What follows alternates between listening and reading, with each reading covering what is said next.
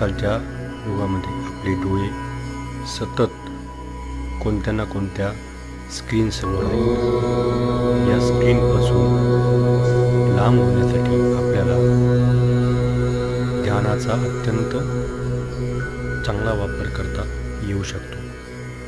यासाठी आपण सर्वांनी अशा प्रकारे दररोज 15 मिनिटे ध्यान करून आपल्या डोळ्यांना या सतत चालणाऱ्या स्क्रीनपासून आपल्याला मुक्तता देणे अत्यंत आवश्यक आहे.